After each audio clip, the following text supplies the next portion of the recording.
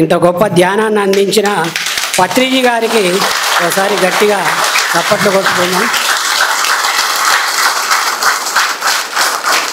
ధ్యాన గురువులందరికీ ఒకసారి గట్టిగా చప్పట్లు కొడదాం.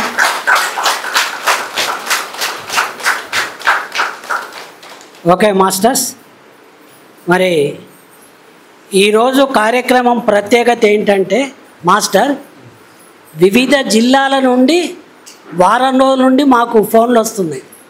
రవిశాస్త్రి గారి క్లాస్ ఉందట సార్ మంచిర్యాలలో, అడ్రస్ చెప్పండి మేము వస్తున్నాం అని 1 వీక్ నుండి ఫోన్లు స్టార్ట్ అయినాయి. చాలా సంతోషం అనిపించింది మాకు. ఇంత స్పందన ఈ మధ్య రాలేదు. చాలా సంతోషం. కరీంనగర్ నుండి వచ్చిండ్రు, నిర్మల్ నుండి వచ్చిండ్రు. ఒక మిత్రుడు ధ్యానాభిమాని బందర్ నుండి వచ్చిండు. ఎక్కడున్నాడా మాస్టర్? ఎక్కడ నిలబడాలి? అయ్యో ఈ మాస్టర్ బందర్ నుండి వచ్చిండు. నెల్లూరు. రాత్రి ట్రైన్ ఎక్కి, నిన్న సాయంత్రం ట్రైన్ ఎక్కి పొద్దున్నే 6ంటికి ఫోన్ చేసిండు మాస్టర్ అడ్రస్ గురించి. వివిధ జిల్లాల నుండి, నిర్మల్ నుండి వచ్చిండ్రు, కరీంనగర్, గోదావరి కానీ, పెద్దపల్లి, ఇటు బెల్లంపల్లి, అన్ని ప్రదేశాల నుండి వచ్చిండ్రు. అందరికీ మంచిర్యాల PSSM తరఫున ఆత్మీయ ఆహ్వానం. అందరికీ చాలా సంతోషం. మేము ఈ క్లాసు నిర్వహించడానికి 1 వీక్ నుండి కష్టపడుతున్నాం టీం అందరం. ఆ కష్టం మొత్తం మీ రాకతో వెన్నపూసలాగా కరిగిపోయి చక్కని నెయ్యిలాగా తయారైంది, మంచి స్వీట్ లాగా తయారైంది. మా హృదయం ఉప్పొంగుతుంది మీ రాకతో. చాలా ధన్యవాదాలు. మరి సార్ గురించి ఒక 2 నిమిషాలు సార్ చెప్పొచ్చు కదా? సార్ గురించి ఎంత చెప్పినా తక్కువే. ఒక పుస్తకం రాయవచ్చు మనం. మనకు ఆ అనుభవం ఉంటే ఒక చక్కని పుస్తకాన్ని రాయవచ్చు మనం. సారు బాల్యము నుండే ఆధ్యాత్మిక మార్గంలో ప్రవేశించి అనేక గురువులను సంప్రదించి ఆత్మజ్ఞానాన్ని పొంది హిమాలయాలు దర్శనం చేసుకొని, చార్ధామ్ దర్శనం చేసుకొని, ఆత్మజ్ఞానం పొంది PMC ఛానల్లో గురు పరంపర కార్యక్రమంతో కొన్ని వందల మంది ఆత్మజ్ఞానులతో, యోగులతో, గురువులతో ఇంటర్వ్యూ తీసుకొని అన్ని రాష్ట్రాలకు ఆ ఆత్మజ్ఞానాన్ని పంచిన ధన్యయోగి సారు.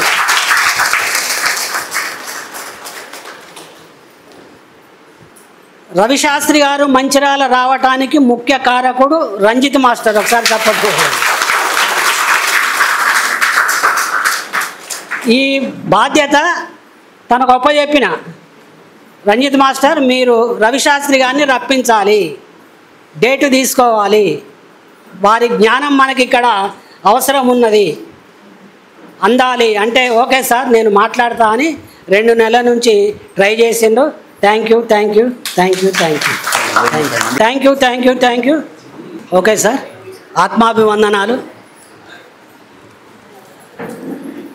అందరికీ నమస్కారం.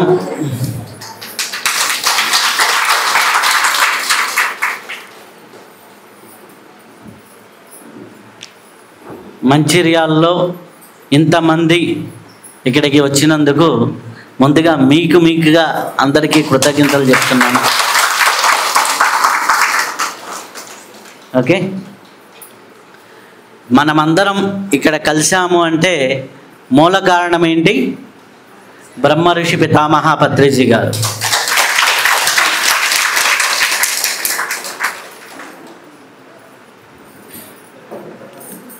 బ్రహ్మ ఋషి పితామహ పత్రిజీ గారు ఒక్క మాటలో చెప్పాలంటే, ధ్యానం అంటే ఎక్కడో హిమాలయాల్లోనో ఆశ్రమాల్లోనో లేకపోతే గురు పరంపరగానో నేర్చుకునే దాని నుంచి సింపుల్గా సామాన్యులకు సైతం అర్థమయ్యే విధంగా సామాన్యుడి స్థాయికి తీసుకొచ్చి ఇంట్లో వంట చేసుకునే ఆడవారి దగ్గర నుంచి కూలి పని చేసుకునే వాడి వరకు ప్రతి ఒక్కరూ ధ్యానానికి అర్హులేనని, ప్రతి ఒక్కరూ ఎక్కడైనా ఎలాగైనా ధ్యానం చేయవచ్చు అని నిరూపించి 30 సంవత్సరాలు తన అకుంఠిత దీక్షతో గ్రామ గ్రామానికి, వీధి వీధికి, ఇంటి ఇంటికి ధ్యానాన్ని చేర్చిన ఏకైక మహానుభావుడు బ్రహ్మర్షి పితామహ పత్రిజీ గారు. ధ్యానం గురించి చెప్పిన మహానుభావులు ఎందరో ఉన్నారు, ధ్యానం గురించి నేర్పించిన మహానుభావులు ఎందరో ఉన్నారు. ధ్యానాన్ని ఇంటి దాకా తెచ్చిన మహానుభావుడు మటుకు బ్రహ్మర్షి పితామహ పత్రిజీ గారే. ఒకే ఒక అస్త్రాన్ని, శ్వాసే గురువు, శ్వాసనే గురువుగా భావించండి, శ్వాసనే గురువుగా పట్టుకోండి, శ్వాస మీద ధ్యాస పెట్టండి అనే ఒక్క పదంతో ఇన్ని వేల లక్షల మంది దేశ విదేశాల్లో కూడా ఒక చైతన్యాన్ని తీసుకొచ్చి ఇంతమందిని మనం ఏకీకృతంగా చేసి మనల్ని ఒక స్థితికి, అంటే ఆధ్యాత్మికంగా మనం ఎదగొచ్చు అనే నమ్మకాన్ని మనలో మనకి కలిగించి తీసుకొచ్చినటువంటి మహానుభావుడు, ఈ యొక్క ఇంతటి కృషి చేసినటువంటి మహానుభావుడు బ్రహ్మర్షి పితామహ పత్రిజీ గారు. అలాగే నా గురించి ఇందనక పరిచయం చేశారు. నా పేరు మారెళ్ళ రవిశాస్త్రి. అందరికీ తెలుసు. నేను తెలియని వాళ్ళు ఎవరున్నారు ఈ క్లాస్లో చెప్పండి? నేను తెలియకుండా వచ్చిన వాళ్ళు 1 2 ఓకే, 4 5 6. ఓకే, కాబట్టి నా పేరు మారెళ్ళ రవిశాస్త్రి. నేను అందరిలాగా హ్యాపీగా చదువుకున్నాను. ఎంసీఏ అయిపోయింది. ఎంసీఏ అయిపోయిన తర్వాత జాబ్ చేద్దామనేసి హైదరాబాద్ వచ్చినప్పుడు దానికంటే ముందర 2 సంవత్సరాల ముందర పత్రిజీ గారితో పరిచయం అయిపోయింది. అది కూడా ఒక స్టూడెంట్గా ఉన్నప్పుడు కందుకూరు, ప్రకాశం జిల్లా కందుకూరులో నేను ఎంసీఏ చదువుతున్నప్పుడు సార్ అక్కడ సప్తాహం అనే ప్రోగ్రాం పెట్టారు. 7 రోజుల క్లాసెస్. అప్పుడు ఒక ఓపెన్ గ్రౌండ్లో పెట్టారు. రోజుకు 1000-2000 మంది వచ్చేవాళ్ళు. సాయంకాలం 6-6:30 నుంచి ధ్యానం జరిగేది. హ్యాపీగా అక్కడ టీ బాగా ఇచ్చేవాళ్ళు. స్టూడెంట్స్ కింద అల్లం ఛాయ్ ఫ్రీగా దొరుకుతుంది. హ్యాపీగా నవంబర్లో చల్లగా ఉంటుంది కాబట్టి అల్లం ఛాయ్ తాగొద్దామని వెళ్ళాం.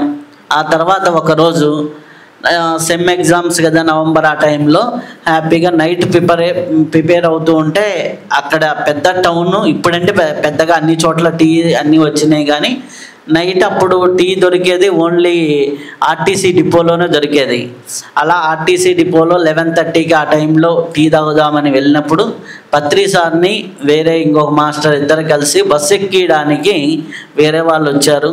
ఆ సందర్భంలో నేను పత్రి సార్ దగ్గరికి ఒక వైఫ్ అండ్ హస్బెండ్ వచ్చి, నైట్ 11 గంటలప్పుడంటే డిపో ఎంత డస్టీగా ఉంటుందో అక్కడ సార్ కాళ్ళకి దండం పెట్టి వాళ్ళు ఏదో దక్షిణ ఇచ్చారు. సార్ ఇట్లా ఇంకా వేరే ఛాయిస్ ఏమీ లేదు కాబట్టి ఆయన జోబిలో ఇట్లా పెట్టుకుంటుంటే నేను అప్పుడుండి స్టూడెంట్ కదా, మనం ఈ గడ్డపోల పని బాగుందిరా, దండాలు పెట్టుకొని డబ్బులు భలే సంపాదిస్తున్నారా అన్నాను అనమాట. సారు పైకి నన్ను కిందకి చూశారు. ఎవరో వచ్చేసి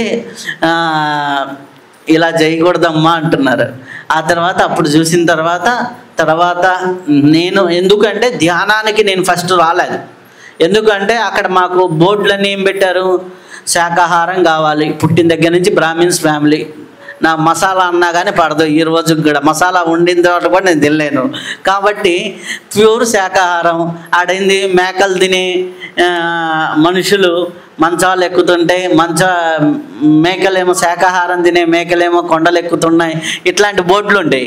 ఈ బోర్డులు అంటే ఇదేదో శాకాహారంగా మార్చే బ్యాచ్ మనం మొదటి నుంచి ధ్యానము కాబట్టి మనం క్లాస్కే వీళ్ళ దగ్గరికి వెళ్ళాల్సిన అవసరం ఉంది. ఛాయ్ ఫ్రీగా ఇస్తున్నారు కదా, తాగొద్దామని ఇది 2008-9 ప్రాంతంలో.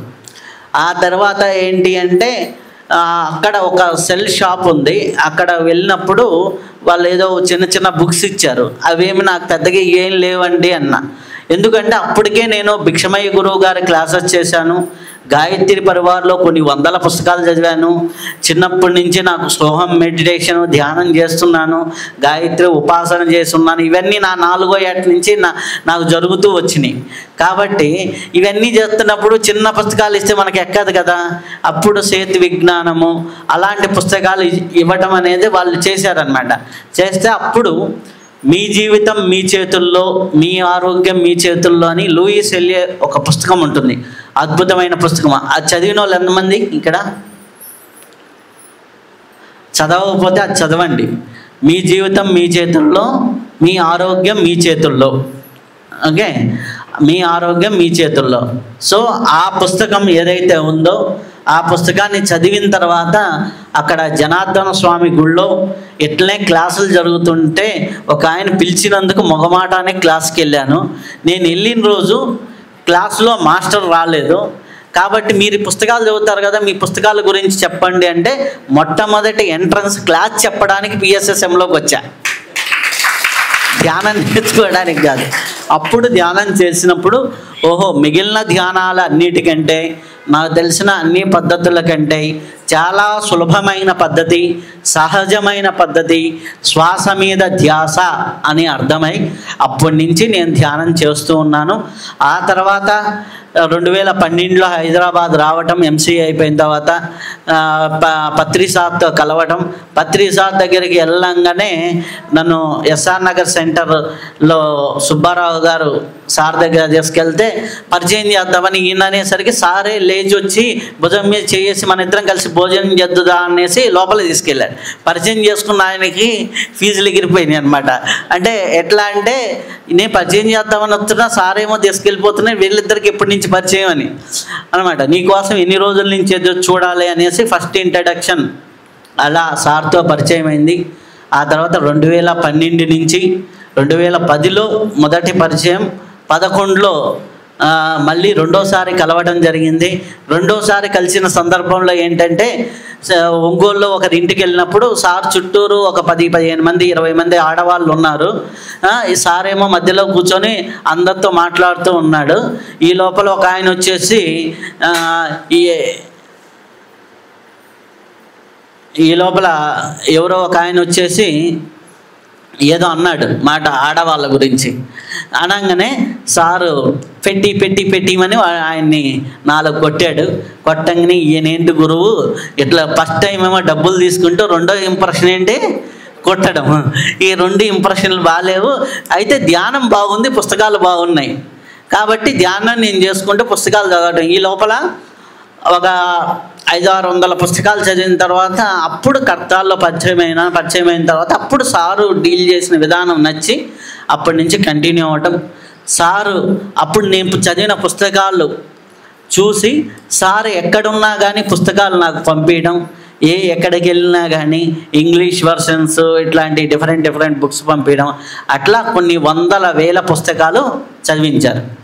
ఎలా 1000 పుస్తకాలు చదవచ్చు అంటే చాలామందికి అర్థం కాదు. ఒక వ్యక్తి 1000 పుస్తకాలు ఎట్లా చదవచ్చు అంటే పత్రిసారి ఒక టెక్నిక్ చెప్పాడు. ఆ టెక్నిక్ కావాలా వద్దా? సార్ ఎట్లా చెప్తారు అంటే ఇప్పుడు కుండల్ని అనే ఒక టాపిక్ మీద మీరు పుస్తకం చదవాలనుకోండి. కుండల్ని అనే టాపిక్ మీద మొదట ఒక పుస్తకం ఒక రచయిత తీసుకొని చదివారు. మీకు ఎన్ని రోజులు పడుతుందో ఒక 15-20 రోజులు పడుతుంది ఒక పుస్తకం చదవడానికి. ఇంకొక రైటర్ రాసింది కుండల్ని అనే పుస్తకం తీసుకున్నారు. అప్పుడు రెండోది చదివారనుకోండి, అది ఎంతసేపు పడుతుంది? 10 రోజుల్లో అయిపోతుంది. అవునా? ఎందుకు? సేమ్ సబ్జెక్టు వేరే రైటర్. అట్లా 10 మంది చదివారనుకోండి కుండల్ని మీద, ఏమవుతుంది? 10వ పుస్తకం వచ్చేసరికి 1 రోజులో అయిపోతుంది. అవునా? ఇది పాసిబుల్లా కాదా నేను చెప్పింది? ఆ తర్వాత సార్ ఏమనేవాడు, కుండల్ని మీద 1000 పుస్తకాలు చదవమనేవాడు. ప్రపంచంలో ఏ మూల ఎక్కడ ఆర్టికల్ ఉన్నా నువ్వు అది చదవాలి అనేవాడు. ఆన్లైన్లో కూర్చొని ఎవడు ఇంగ్లీష్లో రాశాడు, ఎవడు హిందీలో రాశాడు, ఏం రాశాడు, మనకి హిందీ రాదు, గూగుల్ ట్రాన్స్లేటర్ పెట్టుకొని అటు నుంచి ఇటు కొట్టుకొని ఇటు నుంచి అటు కొట్టుకొని మొత్తం చదివిన తర్వాత ఒక పిక్చర్ వచ్చేది. ఇంక ఇప్పుడు కుండల్ని అనే సబ్జెక్ట్ మీద మనం మాస్టర్ అవుతామా కాదా? అవునా? అలా ఒక సబ్జెక్ట్ తీసుకొని ఒక 1 month ఎక్సర్సైజ్ అనమాట, ఒక 2 months ఎక్సర్సైజ్. అట్లా కొన్ని ఒక 40-50 సబ్జెక్టుల మీద నన్ను ఎక్సర్సైజ్ చేయించాడు సారు. దాంట్లో ఒక సబ్జెక్ట్ మాత్రమే ఇప్పుడు బయటకు వచ్చింది, అది శ్వాస అనే పుస్తకం రూపంలో. ఓకే, శ్వాస అనే పుస్తకం రూపంలో ఒక సబ్జెక్టు, దాంట్లో కూడా 60% మాత్రమే ఇప్పుడు బయటికి ఇవ్వడం జరిగింది. మిగిలింది 40% ఉంది. అది సెకండ్ వర్షన్ కానీ కోర్సు రూపంలో కానీ అది బయటికి తీసుకురావాలని అన్నమాట. అందుకనే శ్వాస అనే పుస్తకంలో ఉన్నటువంటి విషయాలను నేను క్లాస్లో చెప్పడంలా, శ్వాస పుస్తకం చదివిన తర్వాత ఉండే విషయాలనే నేను ఎక్కువగా మాట్లాడుతున్నాను. కాబట్టి క్లాసుల్లో ఇప్పుడు నేను చెప్పే కొన్ని విషయాలు అర్థం కాకపోయినా మీకు శ్వాస అనే పుస్తకం తీసుకొని చదివినప్పుడు ఆటోమేటిక్గా అది అర్థమవుతుంది. ఈ పుస్తకం ఎలా ప్రారంభమైంది అంటే 2018లో ధ్యాన జగత్ అనే ఒక మ్యాగజైన్ మనకు ఉంది. అప్పుడు ధ్యానాంధ్రప్రదేశ్ అప్పుడు ధ్యాన జగత్ అయింది. అప్పుడు శ్వాసకు సంబంధించిన విషయాలన్నిటినీ ఒక ఆర్టికల్గా వేద్దాము, ఒక 5-6 పేజీలు అనే కాన్సెప్ట్తో ఫస్ట్ అనుకొని 2-3 ఆర్టికల్స్ పడ్డప్పుడు ఈ కంటిన్యూగా పడుతుంటాయి కదా అని డిఫరెంట్ బుక్స్లో నుంచి తీసి శ్వాస గురించిన విషయాలన్నీ సేకరించి ఒక 120 పేజీల పుస్తకంగా తయారు చేసామన్నట్టు. 120 పేజీలు వచ్చింది, పుస్తకం కాదు పేజీలు వచ్చింది. ఆ పేజీలు వచ్చినప్పుడు సార్కి ఇవ్వడం, దాంట్లో ముఖ్యంగా శ్రీ మారెల రామకృష్ణ గారు గాయత్రి పరివార్ రాసినటువంటి శ్వాస మహావిజ్ఞానం 7 పుస్తకాలు ఉంటాయి, దాంట్లోని విషయాలు. అలాగే శివస్వరోదయ అనేసి స్వామి శివానంద గారు రాసింది, స్వామి ముత్తానంద గారు రాసింది, ఇలా అనేక గ్రంథాలు ప్రధానంగా ఉన్నాయి. తెలుగులో జీవ బ్రహ్మైక సారామృతము అనేది, జీవ బ్రహ్మైక రాజయోగ సారామృతం అనేది తెలుగులో, అలాగే స్వరశాస్త్ర చింతామణి అని, ఇట్లా అనేక పుస్తకాల గురించి ఉన్న విషయాలన్నింటినీ అక్కడ పెట్టడం జరిగింది.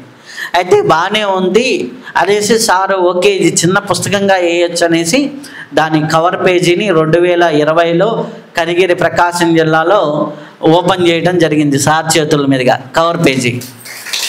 ఆ కవర్ పేజీ సారు ఓపెన్ చేశారు. తర్వాత సారు నేను కూర్చున్నప్పుడు పుస్తకం చాలా డెప్త్ వచ్చింది, చాలా బాగుంది, అద్భుతంగా ఉంది అని వచ్చినప్పుడు దీనికి ఆధారాలు ఏంటి అంటే, ఇప్పుడు ఏదో శ్వాస గురించి పత్రిజీ గారు చెప్పారు, లేకపోతే మనం ఏదో వాడుతున్నటువంటి 2-3 కొటేషన్స్ వాడేసాం, వేమన ఇట్లా చెప్పారు, ఆయన అట్లా చెప్పారు, ఇంకా ఎవరెవరో ఎట్లానో చెప్పేశారు అనే విధంగా చెప్పేసి మనం వదిలేస్తే కాదు. సబ్జెక్టు కరెక్టే, ఈ సబ్జెక్టుకి ముందర మనకి ప్రమాణాలు ఏంటి, వేద ప్రమాణం ఏంటి, ఉపనిషత్ ప్రమాణం ఏంటి, యోగుల ప్రమాణం ఏంటి, అలాగే ఇట్లా ప్రమాణం ఏంటి అనేది తెలుసుకోవడానికి అప్పుడు దాని గురించి రీసెర్చ్ చేసుకుంటూ వెళ్తే మనకి రామాయణంలో రాముడు శ్వాస గురించి మాట్లాడిన విషయాలు, భాగవతంలో శ్వాస గురించి మాట్లాడిన విషయాలు, భగవద్గీతలోని విషయాలు, అలాగే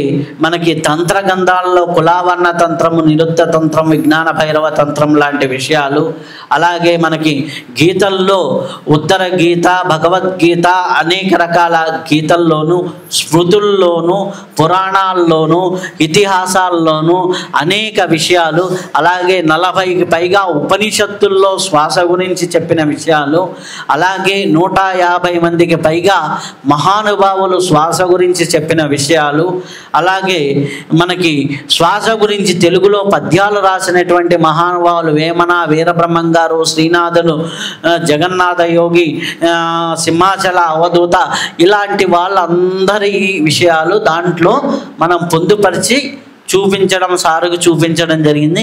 ఇప్పుడు ఇది సరైనది, దీనికి ఎండింగ్ ఏంటి అనేసి అప్పుడు తీసుకురావడం, అక్కడి నుంచి మొదలై అలా ఈ పుస్తకం అనేది ఫస్ట్ ఇది ఒక 5 చాప్టర్లుగా తయారు చేయడం. 5 చాప్టర్లు తయారు చేసిన తర్వాత ఇంత చదివిన తర్వాత పుస్తకం ఇందాకంతా చెప్పింది అదంతా ఫస్ట్ చాప్టర్లోనే ఉంటుంది. సెకండ్ చాప్టర్ శ్వాసతో ఏ సిద్ధులు వస్తాయి ఏంటి అనేది, థర్డ్ చాప్టర్లో చక్రాలు ఏంటి ఇవన్నిటి గురించి ఉంటుంది. ఫోర్త్ చాప్టర్ అంతా నాడుల గురించి ఉంటుంది. ఫిఫ్త్ చాప్టర్ ఆ పుస్తకంలో వచ్చేసరికి ఇంకా డీపర్, శ్వాస తీసుకోవడంలోనే అంత ఉంటే శ్వాసలో ఇడా పింగళ సుషుమ్న నాడుల గురించి 4వ చాప్టర్లో కవర్ అయితే 5వ చాప్టర్ వచ్చేసరికి శ్వాసలో మళ్ళీ ఏక శ్వాసలో పంచభూత తత్వాలు ఉంటాయి. ఇడలో పంచభూత తత్వాలు, పింగల్లో పంచభూత తత్వాలు, దాన్ని ఉపయోగించుకొని జ్యోతిష్యపరంగా రెమెడీస్ ఏం చేసుకోవచ్చు, ఇవన్నీ కూడా 5th చాప్టర్లో చెప్పాం. చెప్పిన తర్వాత అప్పుడు నాకే డౌట్ వచ్చింది, ఇంత చదివిన తర్వాత దీన్ని ప్రాక్టీస్ చేయడం అనేది చాలా కష్టం అవుతుంది, అది అర్థం చేసుకోవడం కొంతమంది కష్టం కావచ్చని 6th చాప్టర్లో విద్యార్థులు ఎలా పాటించాలి, ఒక భార్యాభర్తలు అన్యోన్యతగా ఉండాలంటే ఏం పాటించాలి, అలాగనేది 6th చాప్టర్లో ఇవ్వటం అనమాట. ఐశ్వర్యం పొందడానికి శ్వాస విద్యను ఎలా ఉపయోగించాలి అనేది, ఇట్లా ప్రతి ఒక్క దానికి ఒక్కొక్క రెమెడీ, దాంట్లో సరైన నిద్ర పట్టాలంటే, మానసిక శాంతి కలగాలంటే అలా ఇవ్వడం జరిగింది. ఇచ్చిన తర్వాత ఇది మనకి సంత సదానంద బాబా గారి దగ్గర పెట్టినప్పుడు ఆయన మొత్తం చదివి 6 చాప్టర్లతో ఎందుకు అవుతావు, 7వ చాప్టర్ కూడా యాడ్ చేయాలి.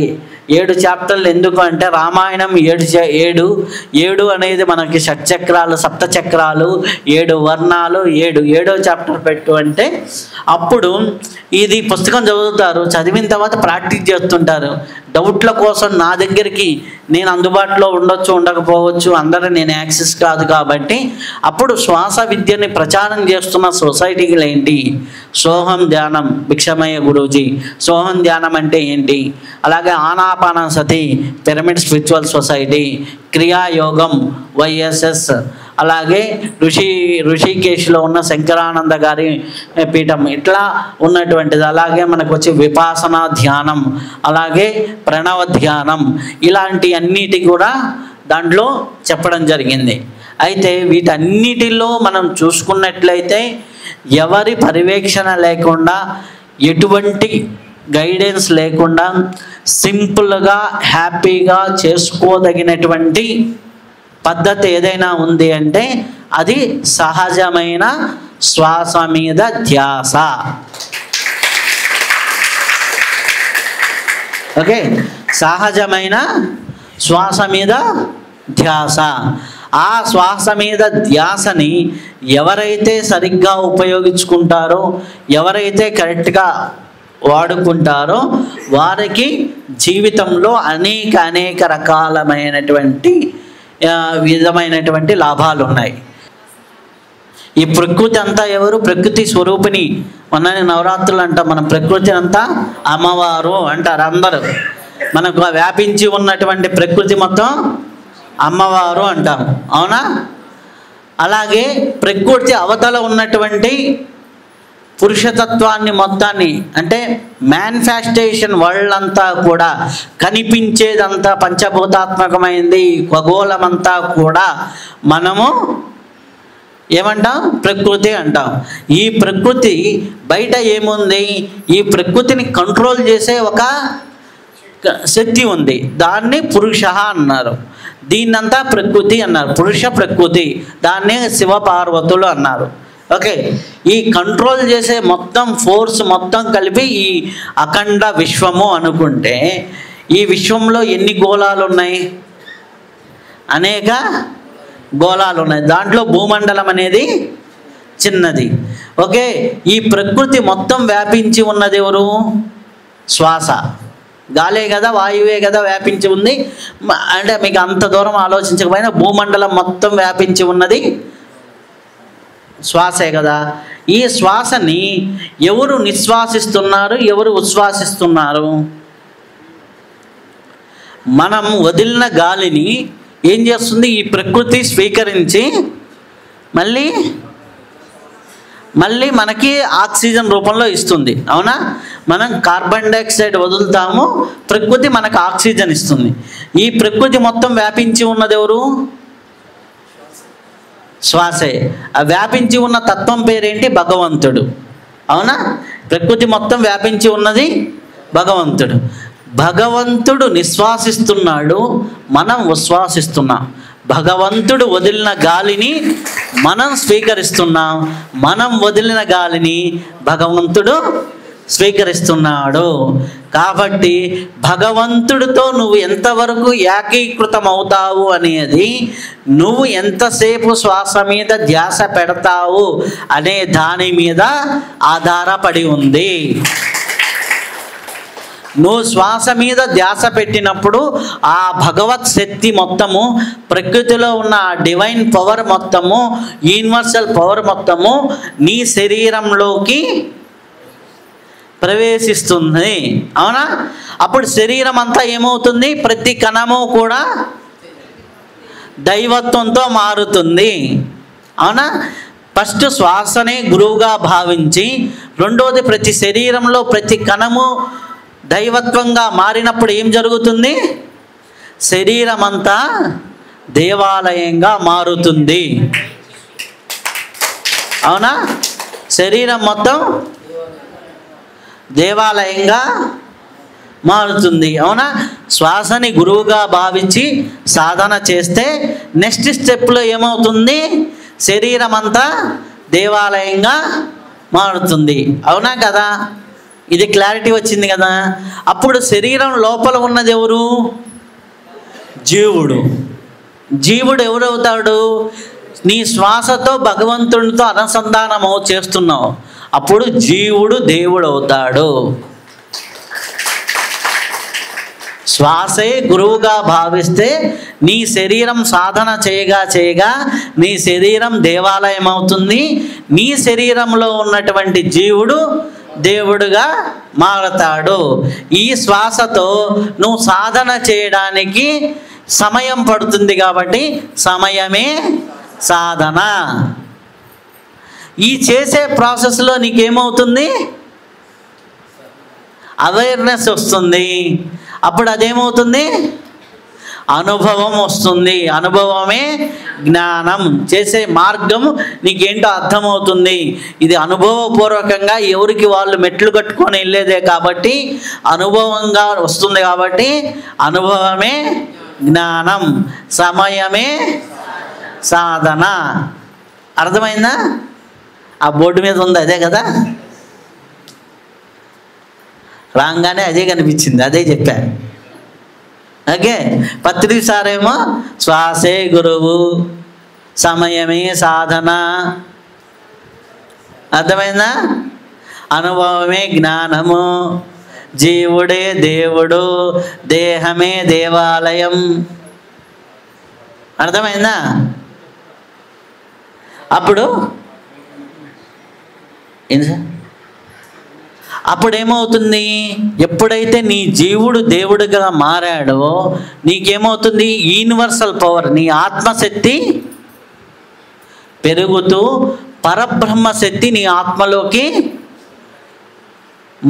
రావటం జరుగుతుంది. అప్పుడు ఆత్మే పరబ్రహ్మంగా వెలుగొందుతుంది. అవునా? ఆత్మే పరబ్రహ్మంగా వెలుగొందుతుంది. అప్పుడు ఆత్మే పరబ్రహ్మంగా అయిపోయినప్పుడు నువ్వు ఏది చేసినా దానమే ధర్మం అవుతుంది. ఇంకన్నీ ఏం చేసినా కానీ అవి అవుతాయి. ఇలా నీ శ్వాసని ఎప్పుడైతే గురువుగా భావించి ముందుకు వెళ్తావో అప్పుడు నీ జీవితం మారుతుంది.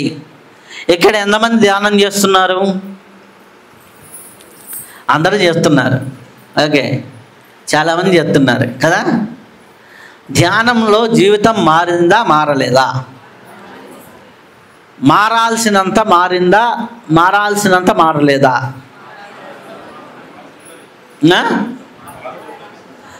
మారాల్సినంత మారిందా? నిరంతరం మారుతూ ఉంది. ధ్యానం బాగా జరగాలి అంటే మీరేం చేయాలి? ధ్యానం బాగా జరగాలి అంటే ఏం చేయాలి? మీకు ధ్యానంలో ఇప్పుడు సపోజ్ ఫర్ ఎగ్జాంపుల్ మీరు ఇక్కడ మంచిర్యాల నుంచి హైదరాబాద్ వెళ్ళాలి. ఓకే, బాగా పరిగెత్తుతూ ఉన్నారు, హైదరాబాద్ దాటిపోయింది. ఓకే, హైదరాబాద్ దాటిపోయింది, ఇంకా బెంగళూరు కూడా వచ్చేసింది. కానీ మీరు రోడ్డు మీదే పరిగెత్తుతున్నారు. అర్థమైందా? ధ్యానంలో అనుభవం వస్తుంది, అనుభవం వస్తుంది, అనుభవం వస్తుంది, అనుభవం వస్తుంది, పరిగెత్తుతూ ఉన్నారు. మీకు వచ్చిన అనుభవము కరెక్టా కాదా, బ్యాలెన్సా కాదా అనే విషయం మీకు ఎలా అర్థమవుతుంది?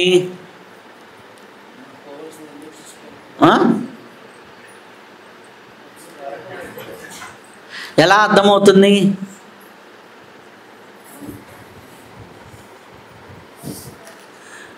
ఎలా అర్థమవుతుంది చెప్పండి.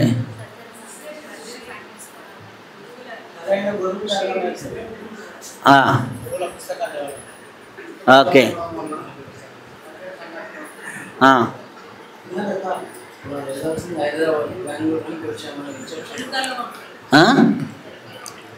ఎరకలో ఉండాలి. మీరు ఎక్కడ ఉన్నారు, ఎలా వెళ్తున్నారు, ఎంతలో వెళ్తున్నారు, ఎంత స్పీడ్గా వెళ్తున్నారు ధ్యానంలో అనే విషయాలు మీకు స్పష్టత రావాలి అంటే మీరు చేయవలసింది సజ్జన సాంగత్యము, స్వాధ్యాయము, గురువుల యొక్క చరిత్రల్ని అధ్యయనం చేయటము, ఆల్రెడీ సాధనా మార్గంలో ఉన్న వారి యొక్క చరిత్రల్ని అధ్యయనం చేయటము, అలాగే సాధన గురించి చెప్పే పుస్తకాలని చదవటము, మీకు వచ్చే అనుభవాలు ఎదుటి వాళ్ళకు వచ్చే అనుభవాలు ఒకటేనా కాదా అని కంపేర్ చేసుకోవటము, దీనికి అనుభవాలు చెప్పిస్తూ ఉంటాడు పత్రి సార్. ఓకే, ఈ అనుభవాలలో మీరు ధ్యానం బాగా చేయాలి అంటే మీ చేతుల్లో సజ్జన సాంగత్యము, స్వాధ్యాయము అనేది ఉండాలి. ఇవి లేకపోతే ఏం జరుగుతాయి?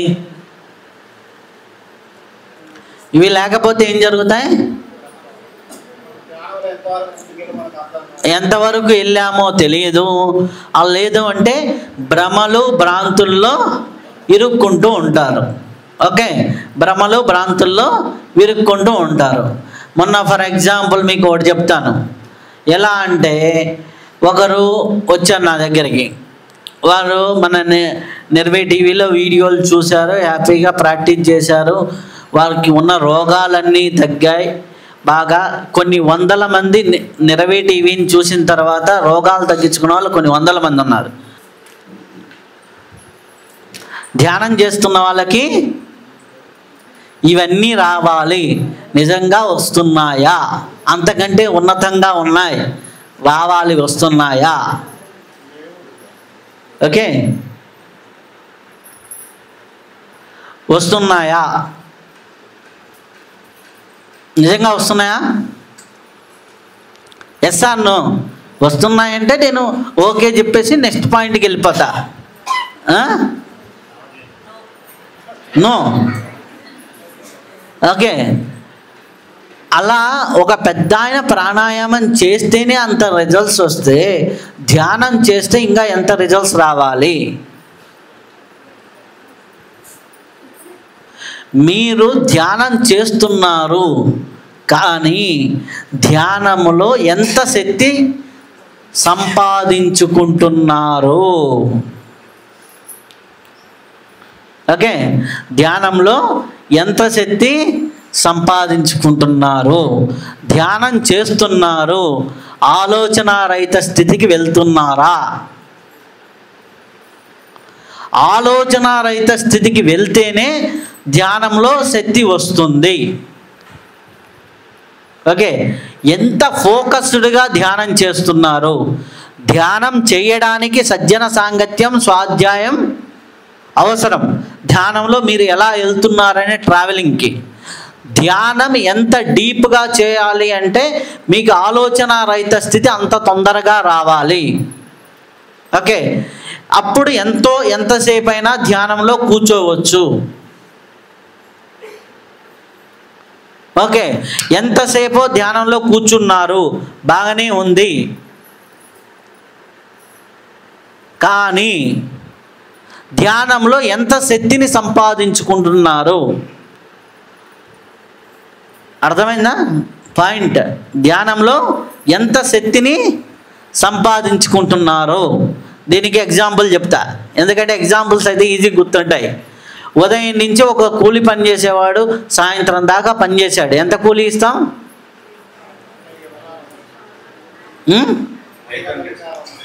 800, 1000, లేదు 1500, మహా అంటే ఇంకా మంచి ఎక్స్పర్ట్ అయితే కూలీ పని చేసేవాడికి ఒక 1000-1500 కంటే ఎక్కువ ఇస్తారా? సో అతను కష్టపడుతున్నాడు, ఇంకా ఎండలో కష్టపడుతున్నాడు. ఓకే, ఎండలో కష్టపడుతున్నాడు. ఓకే, అతను ఎక్కువ సంపాదిస్తున్నాడా? కూర్చొని ఏసీ రూముల్లో కూర్చొని సిస్టమ్ నొక్కుంటున్న వ్యక్తి ఎక్కువ సంపాదిస్తున్నాడా? ఓకే, ఎంత కష్టపడ్డామన్నది ముఖ్యం కాదు, ఎంత సంపాదిస్తున్నామనేది ముఖ్యం కదా. అవునా? Yes or no? అవునా? ఎంత కష్టపడ్డామనేది ముఖ్యం కాదు, ఎంత సంపాదిస్తున్నామనేది ముఖ్యం. అలాగే ఎంత సేపు ధ్యానం చేశామన్నది కాదు, ఎంత ఎక్కువ శక్తి పొందామన్నది ముఖ్యం. అవునా? 3 గంటలు ధ్యానం చేశా, లోపల నుంచి బయటికి రాగానే ఎదురుగా భార్య కనిపించింది, పట్టిమని తిట్టా. ఏమైంది స్థితప్రజ్ఞత? నువ్వు 1 గంట ధ్యానం చేస్తే 24 గంటలు సమస్థితిలో ఉండాలి. సమత్వం యోగ ఉచ్యతే. సమత్వంలో ఉంటున్నారా?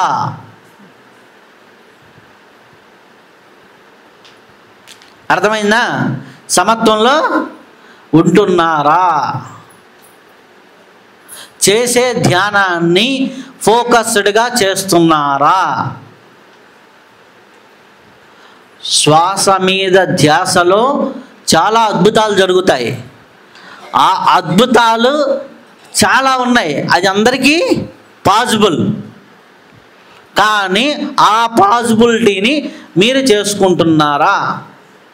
ఓకే, మనం ఏం చేస్తున్నాం? ధ్యానం అంటున్నాం, ధ్యాన ప్రచారం అంటున్నాం, ప్లే కార్డులు పట్టుకొని తిరుగుతున్నాం. కరెక్టా కాదా? మీ జీవితము అభివృద్ధి చెందకుండా, మీ ఇంట్లో వాళ్ళు సరిగ్గా డెవలప్ కాకుండా, మీ ఇంట్లో వాళ్ళకి సరిగ్గా పెళ్ళిళ్ళు కాకుండా, మీ ఇంట్లో ధన సంపాదన సక్కంగా లేకుండా, మీరు పచ్చపచ్చగా లేకుండా మీరు ధ్యానానికి పోయి చెప్పారనుకోండి, ఎవరన్నా వింటారా? ఆ పెద్ద ఆయన మంచంలో ఉన్న విషయం అందరికీ తెలుసు. ఆ ఊర్లో ఆయన లేచి తిరుగుతున్న విషయము తెలుసు. ఈరోజు ఆయన ఉదయం పూట లేచి బయట ప్రాణాయామం చేస్తుంటే ఆ ఊర్లో వినుకొండ పక్కన ఒక ఊర్లో ఈరోజు ఆయనతో పాటు ప్రాణాయామం చేయడానికి, మెడిటేషన్ చేయడానికి 60-70 మంది ఊర్లో వాళ్ళు బాగాలేని వాళ్ళందరూ వచ్చి కూర్చున్నారు. ఆయన ఎవ్వడికి చెప్పడంలా, నేను ఇది చేస్తున్నా చెయ్యండి. మీకు శరీరం ఎంత బాగుంటేనే అంత బాగా ధ్యానం చేస్తారు. అవునా కాదా? శరీరము ఎంత బాగుంటేనే అంత బాగా ధ్యానం చేస్తారు.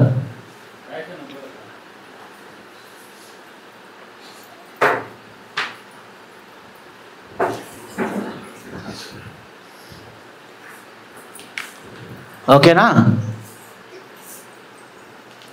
ఏం సార్ లోపలికి రమ్మనొచ్చు కదా, ఫుల్ అయ్యారా? బయట స్టాండింగా?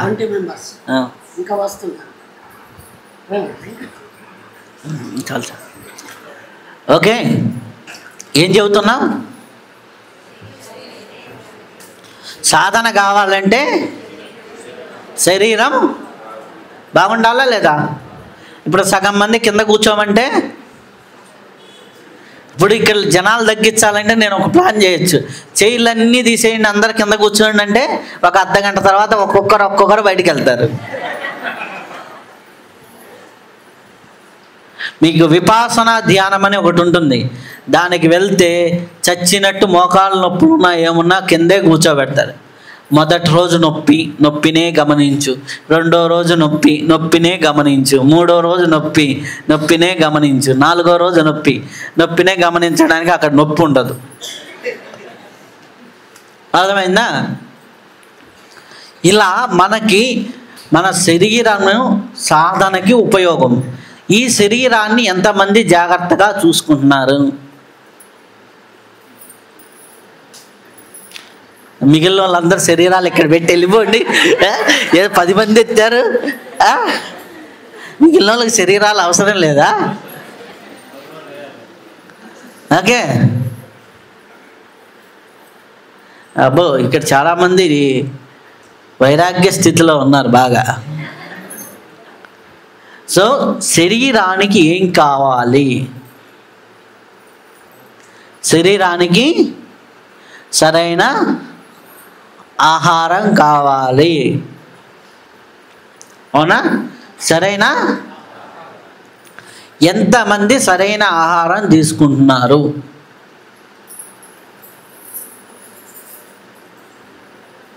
నిజంగా సరైన ఆహారం తీసుకుంటున్నారా?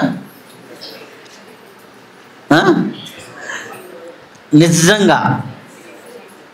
ఓకే. మీరు ఎంత పని చేస్తున్నారు, ఎంత తింటున్నారు? ఫస్ట్ క్వశ్చన్, ఎంత పని చేస్తున్నారు, ఎంత తింటున్నారు? చేసే పని ఇంత, తినే తిండి ఇంత. ఎందుకంటే ఆ విషయం నాకు కూడా తెలిసింది ఒక 5 నెలల ముందరే. అప్పటి నుంచి నేను కూడా తగ్గించుకొని 12 కిలోలు తగ్గా. ఇదిగో చూడండి, నేను ప్రాక్టీస్ చేయకుండా ఏదో బయటికి చెప్పను. ఓకే, అర్థమైందా? సో మనము తినే తిండి ఎంత, చేసే పని ఎంత?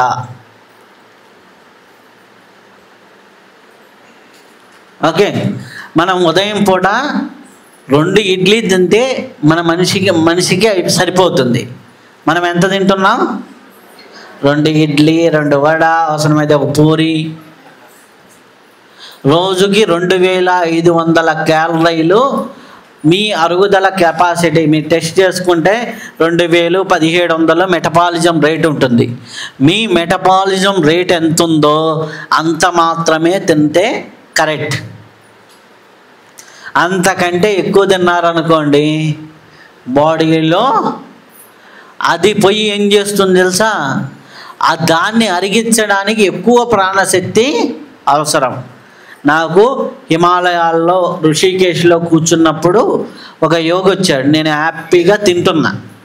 మనకు తెలిసిందే కదా, పప్పు, అన్నం, కూర, అన్నం, సాంబార్ అన్నం దొరికితే తిన్న తర్వాత బాగా తినిచ్చిన తర్వాత ఆయన ఏమని చెప్పాడయ్యా అంటే, మీరు బాగా తిన్నారు కదా, ఈ తిన్నది అరగడానికి ఎంత ధ్యాన శక్తి ఖర్చు అవుతుంది అని చెప్పాడు. 3 గంటలు నువ్వు ధ్యానం చేస్తే, ఒక పూట నువ్వు ఎక్స్ట్రా తింటే ఆ తిన్నది అరిగించడానికి 3 గంటల ధ్యాన శక్తి గాయం. అర్థమైందా?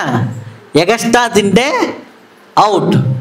మీరు తినండి, కూర ఎంతైనా తినండి, ఓకే, తప్పు లేదు. ఒక చపాతీకి 1/2 కిలో కూర తినండి, తప్పు లేదు. ఓకే, 1/2 కిలో కూర తినండి, తప్పు లేదు. కానీ 1/2 కిలో అన్నానికి చపాతీ అంతా తినకండి. ఎంతైతే మీ ఫ్రూట్స్ అండ్ వెజిటబుల్స్ తింటారో మీ ఆరోగ్యం బాగుంటుంది. ఇంకొక పాయింట్ చెప్తా, మీరు ఉన్న వెయిట్ నుంచి ఉన్నట్టుండి ఒక నెలలో 5 కిలోల నుంచి 7 కిలోలు కానీ తగ్గారు, సింగిల్ స్ట్రెచ్లో ఒక 41 రోజుల్లో తగ్గారు అంటే 3 సమస్యలు బాడీలో నుంచి పోతాయి. 1 బీపీ, 2 షుగర్, 3 థైరాయిడ్. ఓకే, ఉన్నట్టుండి తగ్గాలి అంటే, ఉన్నట్టుండి తగ్గాలి అంటే మీ డైట్ షిఫ్ట్ చేసుకోవాలి. షిఫ్ట్ చేసుకొని ఉదయం ఇందనకి ఆ పెద్ద ఆయన చెప్పాను కదా, రాగి జావా, మధ్యాహ్నం కొద్దిగా అన్నము, రాత్రి కొద్దిగా, దీనికి సంబంధించినట్టుగా మీ ఆహారం మారాలి. ఓకే, మీరు ఎంత పని చేస్తున్నారో అంత తినండి. మీరు పని ఏ సేల్స్ మ్యాన్ జాబో లేకపోతే ఈ బయట తిరిగే జాబో శారీరక శ్రమతో ఉన్నదో 3 పూట్ల తినండి, తప్పులేదు. కూర్చొని పనిచేస్తున్నారు, ఉదయం నుంచి మధ్యాహ్నం వరకు కూర్చొని పనిచేస్తున్నారు, 2 ఇడ్లీ ఎనఫ్, 1 పిరికెడు మొలకలు ఎనఫ్, లేదా 1 గ్లాస్ రాగి జావ ఎనఫ్. ఓకే, మిల్లెట్, ఇప్పుడు మిల్లెట్ జావ చేసుకొని తాగొచ్చు. ఎనఫ్. ఆటోమేటిక్గా మీ బాడీలో షుగర్ కంటెంట్స్ అన్నీ బ్యాలెన్స్ అవుతాయి. నేను ధ్యానం చేస్తున్నానండి, కాకపోతే నాకు షుగర్ తగ్గడం లేదు. నువ్వు ఇంత తింటుంటే షుగర్ ఎక్కడ బ్యాలెన్స్ అవుతుంది? అంటే నేను తప్పుగా చెప్పడం లేదు. ఓకే, నీ ఆహారం ఎంత ఉండాలి అనేది మీరు చూసుకోండి, ఎవరికి వారు కొలబద్దా. అలాగే మనకి ధ్యానం చెప్పిన రోజుల్లో, గురువులు చెప్పిన రోజుల్లో శారీరక శ్రమ వ్యాయామం గురించి చాలా తక్కువ మంది మాట్లాడారు. ఎందుకు చెప్పమంటారా? ఆ రోజుల్లో ఓలాలు లేవు, అలాగే ఓబర్స్ లేవు, మోటార్ బైకులు లేవు, అలాగే మిక్సీలు లేవు, గ్రైండర్లు లేవు, వాషింగ్ మిషన్ లేవు. ఏదన్నా ప్రయాణం కావాలి అంటే రోడ్డు మీద దాకా నడవాలి. మినిమం మనిషికి 2 నుంచి 3 కిలోమీటర్ల నడకుండేది. శారీరక శ్రమ లేకపోతే మీ ప్రాణశక్తి డిపాజిట్స్ నరాలలో, నాడుల్లో సంచారం అనేది సరిగ్గా ఉండదు. ఓకే, మీకు శారీరక శ్రమ అనేది అవసరం. అలాగే ఎంతో కొంత ప్రాణాయామము చేసుకోండి. ఓకే, అలాగే స్వాధ్యాయము, సజ్జన సాంగత్యం ఎంతో కొంత చేయండి. దాని తర్వాత మీరు చేసే ధ్యానంలో ఎంతో మానసిక భ్రమలు తొలగిపోవడానికి, మానసికంగా ఉన్నటువంటి ఇబ్బందులు తొలగిపోవడానికి మీకు ఏం జరుగుతుంది అంటే, మానసికంగా ఉన్నటువంటి ఇబ్బందులు తొలగిపోవడానికి మీకు తెలియకుండా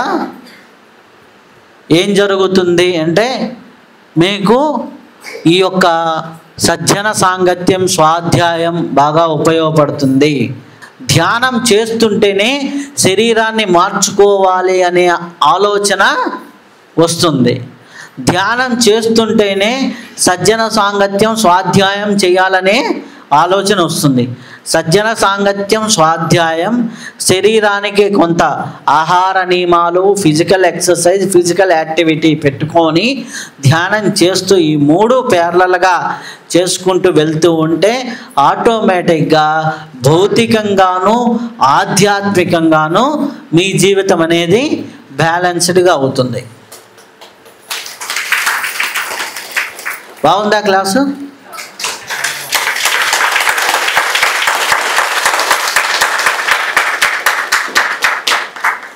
ఎప్పుడైతే భౌతికంగా ఆధ్యాత్మికంగా మీ జీవితాలు బాగున్నాయి అనే విషయం మీకు తెలిసిందనుకోండి, మీ ఇంట్లో పిల్లవాడు మంచి ర్యాంకు కొడితే పక్కనింటి పిల్లవాడిని వాళ్ళే పంపించి ఏమంటారు, ఆ పిల్లవాడితో ఫ్రెండ్షిప్ చేయరా, ఏం చేస్తున్నాడో తెలుసుకోరా, ఆ పిల్లోడిలాగా నీకు ర్యాంకులు రావాలరా అని తల్లిదండ్రులు పంపిస్తారా లేదా?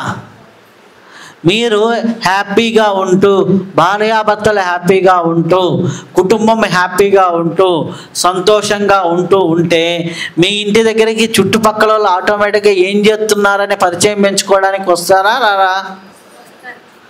అప్పుడు నేను ధ్యానం చేస్తున్నానబ్బా అంటే మీ ఎమ్మడబడి ధ్యానం నేర్చుకుంటారా, నేర్చుకోరా? అప్పుడు వేరే ధ్యాన ప్రచారం అవసరమా?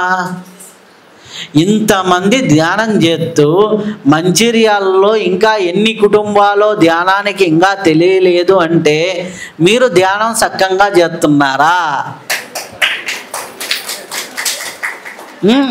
మీరు ధ్యానం చక్కగా చేస్తే మీ ఆయన మీ మాట వింటాడు, మీ ఆవిడ మీ మాట వింటుంది. మీ ఆవిడ వింటం లేదు, మీ ఆయన వింటం లేదంటే మీ ధ్యానం, మీ పిల్లలు మీరు మీ మాట వింటం లేదు అంటే మీరు ధ్యానం చక్కగా చేస్తున్నారా, చేయనట్ట? మీకు ఆరోగ్యం రాలేదంటే మీ ధ్యానం చక్కగా చేస్తున్నారా, చేయనట్ట? కూర్చోండి అమ్మ, అక్కడ కూర్చోండి, పర్వాలేదు. ధ్యానం చక్కగా చేస్తున్నారా, చేయనట్ట? ఓకే ఓకే సక్కంగా ఎలా చెయ్యాలి అనేది నేను మధ్యాహ్నం ప్రాక్టీస్ చేయిస్తా. ఓకే మధ్యాహ్నం 3 గంటలకు ప్రాక్టీస్ చేయిస్తా. ఓకే లేదంటే అందరు తిని జంపు జిలాని నాకు తెలుసు. అప్పుడు మీరు అనుకున్న పనులు అవటం లేదు అంటే మీరు దేవుడైనట్టా? మనమే దేవుళ్ళం కదండి అని పైగా ఇంట్లో దేవుడు పటాలు తీసి బయట పెడతారు. అవునా? జీవుడు దేవుడు అవ్వాలంటే సాధన సరిగ్గా చేయాలి. సాధన సరిగ్గా చేయాలి అంటే ఇవన్నీ పాటించాలి. పాటించినప్పుడు జీవుడు దేవుడైనప్పుడు, జీవుడే దేవుడవుతున్నప్పుడు దేవుడు సంకల్పించింది ఎందుకు కావటం లేదు అంటే సంకల్పంలో ఫాల్ట్ అన్నా ఉండాలి, మీరు దేవుడన్నా కాకుండా ఉండాలి. అది కాకుండా సంకల్పాలు ఎలా పెట్టుకోవాలో కూడా తెలియదు చాలామందికి. అర్థమైందా? సంకల్పాలు ఎలా పెట్టుకోవాలో తెలియదు. ఒక ఆవిడ నా దగ్గరికి రీసెంట్గా వచ్చింది. ఓకే ఆవిడేంటి, నాకు ఒక్క కొడుకు పుట్టాలి, ఒక్క కొడుకు పుట్టాలి, ఒక్క కొడుకు పుట్టాలి అని ఒక 6 నెలలు ధ్యానం చేసింది. సూపర్ కొడుకు పుట్టాడు. ఓకే సూపర్ కొడుకు పుట్టాడు. చాలా జమ్ము 7వ తరగతి ఏమో చదువుతున్నాడు వాడు. స్కూల్ ఫస్ట్, భగవద్గీత నేర్చుకున్నాడు, అన్నీ నేర్చుకున్నాడు. ఈ సంకల్పం తప్ప కరెక్టా?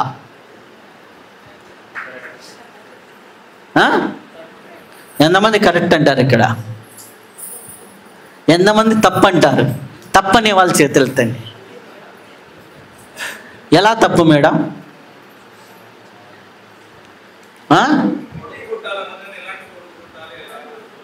అది ఎలాంటి కొడుకు పుట్టాలనేది ఆమెకు క్లారిటీ ఉంది. అందుకనే 3వ సంవత్సరం నుంచి భగవద్గీత నేర్చుకున్నాడు.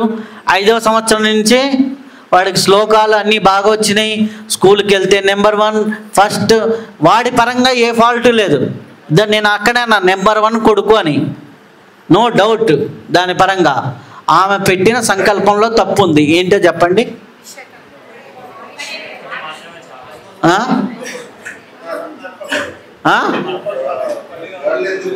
ఒక్క కొడుకు. ఆ తర్వాత 9 అబార్షన్లు అయినాయి.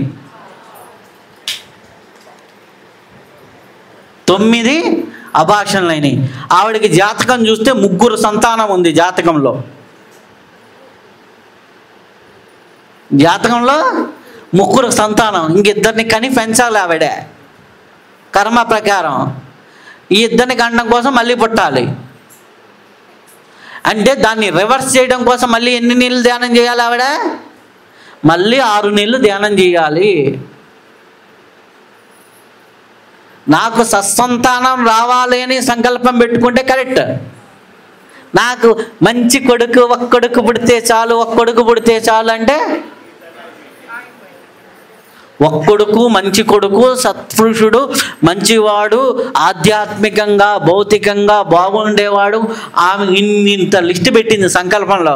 మంచి కొడుకు ఉండాలి, ఆధ్యాత్మికంగా బాగుండాలి, స్కూల్లో బాగుండాలి, మంచి ర్యాంకులు రావాలి, మంచి శ్లోకాలు చదవాలి, మంచిగా సంగీతం రావాలి, మంచిగా డ్యాన్స్ రావాలి అని పెద్ద లిస్ట్ పుట్టింది. ఒక్కడు అని లిమిట్ పెట్టింది. నాకు కొంతమంది ధ్యానం చేస్తారు, 1,00,000 రూపాయలు వస్తే చాలండి అంటారు. వాడికి 10 లక్షల ఉద్యోగం అక్కడ ఉంటుంది. నా కొడుక్కి 1,00,000 రూపాయల శాలరీ సరిపోతుందండి అని ఈమె ఏదో పల్లెటూరులో కూర్చొని పల్లెటూరు లెక్కలు ఈమె ఆలోచించి థాట్ పెడుతుంది. వాడు టౌన్లో కూర్చొని నా శాలరీ ఇంక్రిమెంట్ కావటం లేదు, శాలరీ ఇంక్రిమెంట్ కావటం లేదు. ఎవడి థాట్ పనిచేస్తుంది? అర్థమైందా? అర్థమైందా? ఇట్లాంటి సంకల్పాలు చాలా డేంజరు. ఒక ఆయన ఉన్నాడు నా దగ్గరికి మొన్న వచ్చాడు. సార్ నా దగ్గర మినిమం 150 నుంచి 160 కోట్లు ప్రాపర్టీ ఉంది. హ్యాపీగా నెలకి వచ్చేసి ఒక 3-4 లక్షలు హ్యాపీగా సంపాదిస్తున్నాను. హ్యాపీగా నాకు కారు కొనాలన్న రోజల్లా ఏదో ఒకటి జరుగుతుంది అని నా దగ్గరికి వచ్చాడు. వాళ్ళ మిస్సెస్ ధ్యానం చేస్తుంది. మా ఆయన బైక్ మీద రోజు వచ్చేటప్పుడు హ్యాపీగా ఆనందంగా రావాలి, ఎటువంటి జరగకుండా ఉండాలని ఈమె 12 ఏళ్ళ నుంచి ధ్యానం చేస్తుంది. 12 ఏళ్ళ నుంచి అన్నీ బాగున్నాయి, ఆయన కారు రావటంలా. రోజు బైక్లోనే ఇంటికి వస్తున్నాడు, వర్షం వచ్చినా బైక్లో తడుచుకుంటూ వస్తున్నాడు.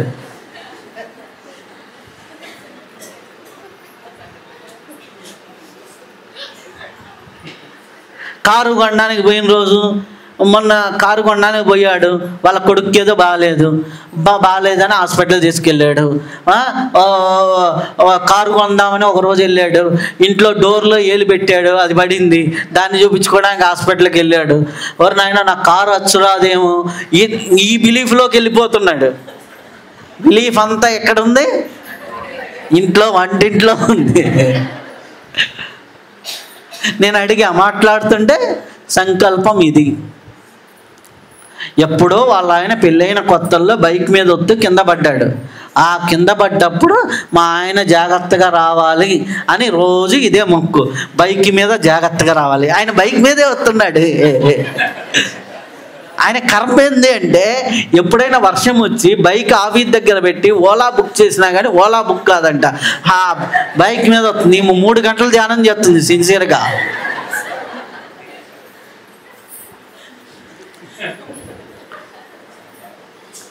ఓకే, వర్షంలో కూడా నేను చచ్చెత్తున్నా అంటే తడిసి రావడానికి కారణం ఎవరు? సంకల్ప శక్తి ఎలా వాడుతున్నామో. మనం తగలబెడితే, అగ్గిపుల్ల గీస్తే అది మంచా చెడు అనేది కాదు, తగలబడుతుంది.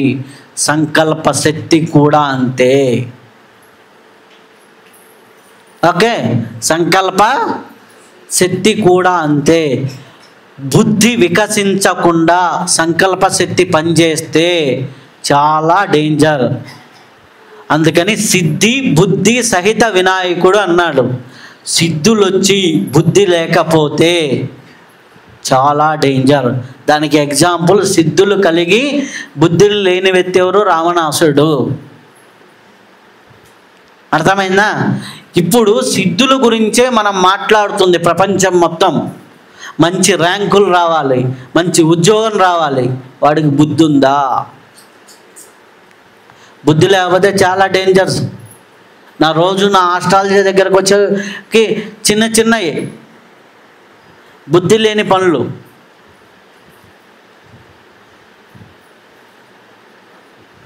ఎన్ని బుద్ధి లేని పనులు జరుగుతుంటాయో నాకు తెలుసు. సద్యన సాంగత్యం, స్వాధ్యాయం అవసరం. సో ఇక్కడ బయట ఎక్కడ జరుగుతుంది డ్యామేజ్ అంటే, సంకల్పాలు. దేనికి సంకల్పం పెట్టాలి, దేనికి పెట్టకూడదు. ఓకే, నువ్వు ధ్యానం చేసుకుంటూ వెళ్తే నీ కర్మ ప్రక్షాళన అవుతూ ఉంటే నీకు రావాల్సినవి వస్తూ ఉంటాయి. దాంట్లో సంకల్పాలు దేనికి?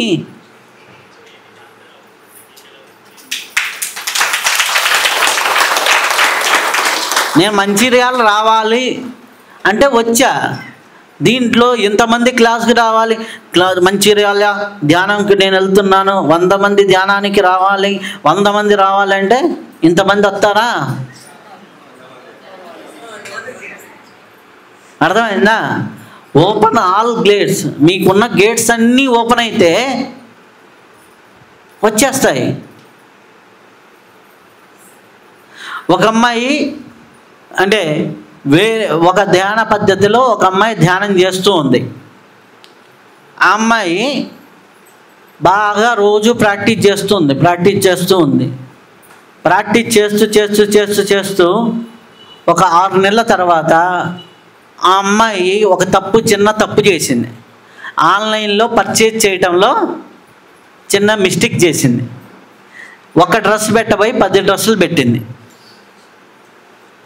ఒకే సైజు. ఏం చేయాలి? ఒకే కలరు ఒకే సైజు 10 వేసుకోలేరు కదా. చివరికి ఏం చేశారు? ఆ డ్రెస్సులు 9 ఒకటి వేసుకుంటారు, 2 వేసుకుంటారు. ఒకటి వాళ్ళ ఫ్రెండ్కి ఇచ్చిన మిగిలినవి. ఆ రెండింటిని ఆన్లైన్లో మనం కూడా పెట్టవచ్చు కదా అని ఆన్లైన్లో ఒక అకౌంట్ తీసి దాంట్లో పడేసి ఈమెకు 600 కొంటే 1000 రూపాయలు పెట్టింది. అవి వారం రోజుల్లో సేల్ అయిపోయినాయి. ఇదేదో బాగుంది కదా, ఇట్లా నేను డ్రెస్సులు తీసుకొని అమ్మొచ్చు కదా అనే ఒక థాట్ భగవంతుడు కలిగించి ఆ అమ్మాయి వితిన్ 3 ఏళ్లలో 5 కోట్ల రూపాయల బిల్లింగ్ ఉన్నది. రోజుకి 100 నుంచి 300 డ్రెస్సులు ఆన్లైన్లో. ఆ తర్వాత అలవాటు అయిపోయిన తర్వాత ఏం చేసింది, బట్టల దుకాణం వీళ్ళందరితో మీ దగ్గర సేల్ కానీ బట్టలని నాకు ఇవ్వండి, నేను ఆన్లైన్లో అమ్మి పెడతా. దాని మీద ఎంఆర్పి 900 ఉంటుంది. ఈ అమ్మాయి 300 తీసుకుంటుంది, జనాలకు 600కి ఇస్తుంది. ఆటోమేటిక్గా 300 లాభం. అట్లా రోజుకి 180, 200, 250, 300. అప్పుడు అంత ముందర చిన్న సాఫ్ట్వేర్ జాబ్ చేసేది.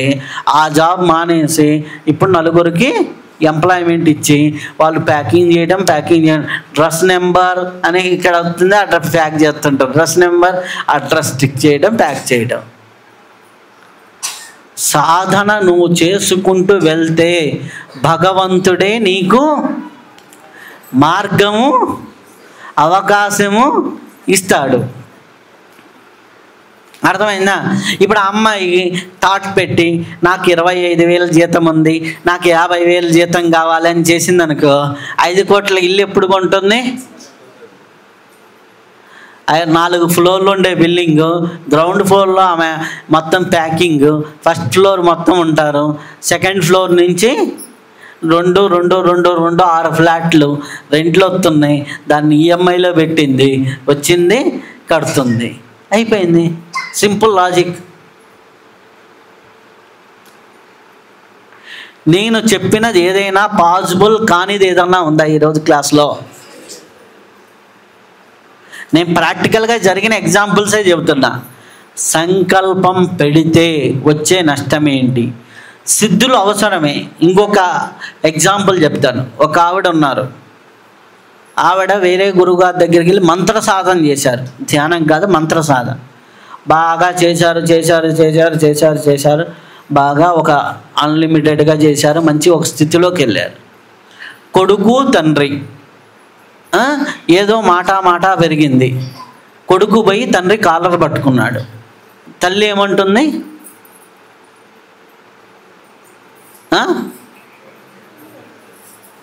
ఒక్కటి పీకి రోడ్డు మీద కుక్క చావు చేస్తావు ఎదవా అంది.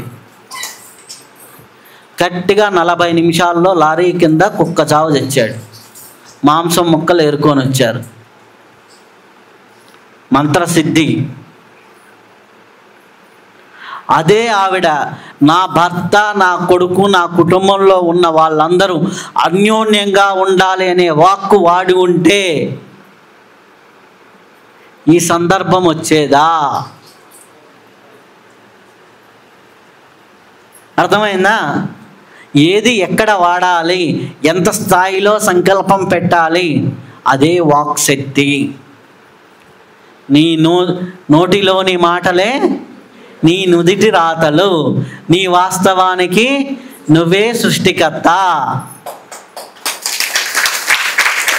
ఏమి సృష్టిస్తున్నావు? మంచిని సృష్టిస్తున్నావా, చెడుని సృష్టిస్తున్నావా? మంచికి పోయి చెడుని తెచ్చుకుంటున్నావా? కొంతమంది ఉన్నారు, ధ్యానం చేస్తున్నాం, అబ్బా ఏదో కర్మలన్నీ ఇప్పుడే అనుభవించేయాలండి, నా దగ్గరకు ఒక ఆవిడ వచ్చింది. ఆవిడకి వేలు ఇరిగింది ఏదో తగిలి, స్కూటీ వేయించుకొని. వేలు కట్టించుకుంటే కర్మ తక్కువగా అనిపిస్తామని కట్టించుకోవాలా. ఆ వేలు ఇట్ట వంకర పోయింది.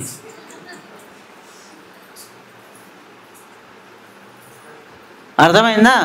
నా కర్మలన్నీ అనుభవించాలి. ధ్యానం ఎందుకు చేస్తున్నావు? కర్మ ప్రక్షాళన వైపు చేస్తున్నావు. కర్మ ప్రక్షాళన కోసం చేస్తున్నావు, సుఖం కోసం చేస్తున్నావు, సౌఖ్యం కోసం చేస్తున్నావు, వైభోగం కోసం చేస్తున్నావు. నువ్వు ఆ ధ్యానాన్ని తీసుకెళ్ళి ఏం చేస్తున్నావు? గంగలో మునగరా అంటే డ్రైనేజీలో మునుగుతున్నావు.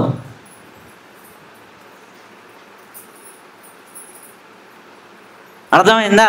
దానికి మళ్ళీ సంకల్పం, నేను డ్రైనేజీలో మునిగినప్పుడు నాకు వాసన రాకుండా ఉండు. పోయి గంగలో మునగాలని కోరుకోవచ్చు కదా.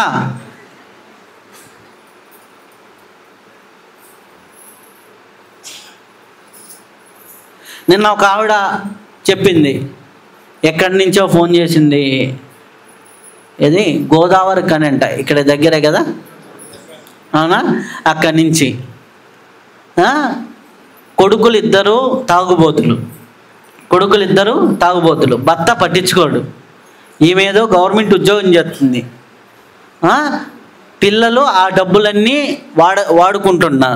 వాడుకుంటుంటే ఓకే, వాళ్ళు నా ద్వారా వచ్చారు కాబట్టి నా కర్మ, నా భర్త నన్ను హింసించడం నా కర్మ తగ్గిపోతుంది, నా పిల్లలు నన్ను హింసిస్తుంటే నా కర్మ తగ్గిపోతుంది అని రోజు 3 గంటలు ధ్యానం. ఈరోజు కర్మ తగ్గించినందుకు థ్యాంక్ యూ, ఈరోజు కర్మ తగ్గించినందుకు థ్యాంక్ యూ అని 23 ఏళ్ళుగా ధ్యానం చేస్తుంది. అదే భర్తతో తన్నులు తింటుంది, కొడుకులతో తన్నులు తింటుంది. కొడుకులు ఎదవలయ్యారు ఉంటుంది. నా భర్త నా పిల్లలు బాగుపడాలి అని ధ్యానం చేసుంటే ఆమె జీవితం ఎలా ఉండేది? ఎవడో కర్మ అనుభవిస్తే కర్మ పోతుంది అని చెప్పారంట. కర్మ అనుభవించడానికి నువ్వు ధ్యానం ఎందుకు? నువ్వు బావులకు బయట ఉన్నా కానీ నీ కర్మ ఏదో నువ్వు అనుభవిస్తున్నావు కదా. బయట నీ కర్మ ఏదో నువ్వు అనుభవిస్తున్నావు, దాన్ని తగ్గించుకోవడానికే కదా ధ్యానంలోకి వచ్చింది. అనుభవంతో జ్ఞానం వస్తే జ్ఞానంతో జ్ఞానార్థతద్ధేన కర్మ అనేది అవడం కోసం కదా నువ్వు వచ్చింది. నువ్వేం చెప్తున్నావు? ధ్యానార్థతద్ధేన కర్మ అని పెట్టుకుంటూ సంకల్పంతో నాకు కర్మలు కావాలి కావాలి కావాలి అంటే ఏమైపోయింది? కర్మలు వచ్చి నెత్తిన కూర్చున్నాయి. నా పిల్లలు ఇట్టా,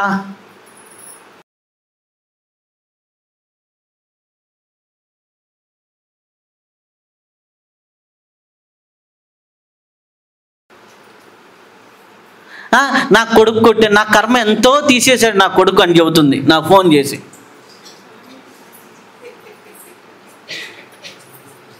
ఆమెకి ధ్యానం మంచి చేసిందా చెడు చేసిందా? ఆమె ధ్యానానికి మంచి చేసిందా చెడు చేసిందా? ఆమెను ఎగ్జాంపుల్గా చూసుకొని చుట్టుపక్కల వాళ్ళు ఎంతమంది ధ్యానానికి ధ్యానం చేస్తే జీవితం అట్ట అయిపోతుందిరా అనేసి మానేస్తారు.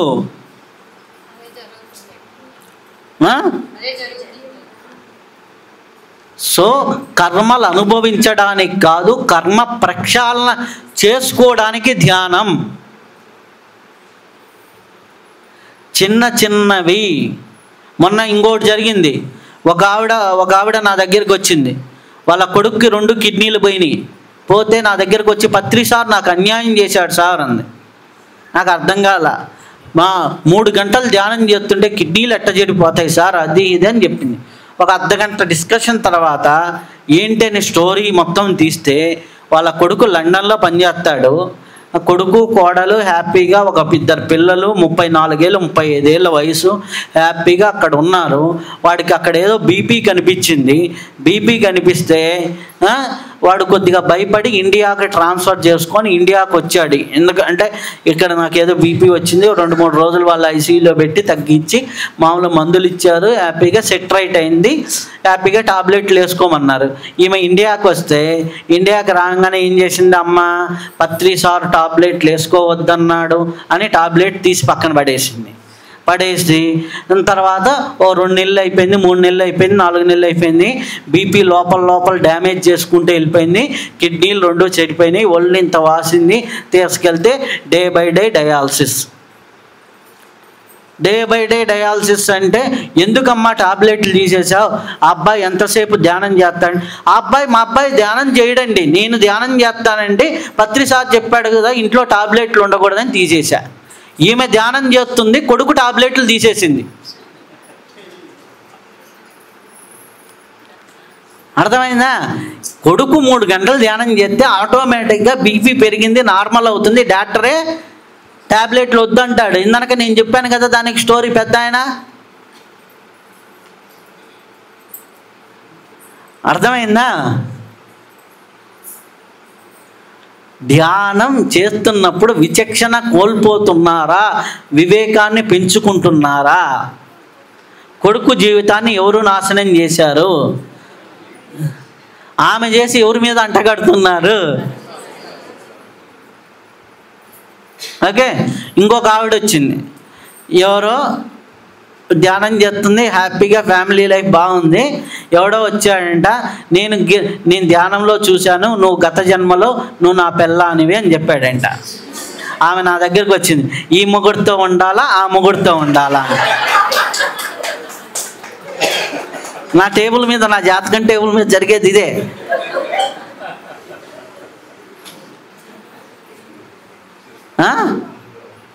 ఏమని చెప్పింది? అయితే నేను ఆమెకి ఒక సమాధానం చెప్పా. ఓకే అమ్మ, చెప్పినోడికి ఒక మాట చెప్పు, నెక్స్ట్ జన్మలో నువ్వు పందై పుడతావు, వాడు కూడా పందై పుట్టమను, అప్పుడు హ్యాపీగా ఉందరు అంటే, అది ఎట్లా, నేను పందిని ఎందుకు పుడతాను అన్నాడంట. అది ఎట్లా చెప్తారు, నేను చెప్పిందే కరెక్ట్ కదా. నువ్వు గత జన్మని చూసావు, నేను ఫ్యూచర్ జన్మని చూశానని చెప్పమని చెప్పా.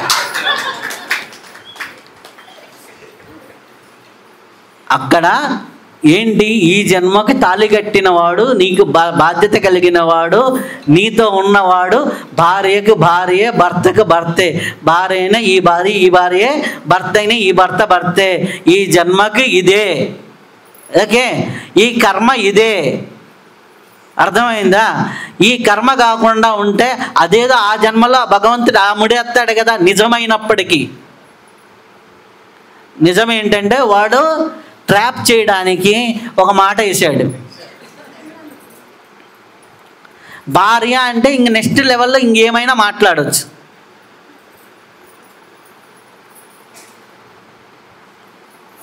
ఓకేనా?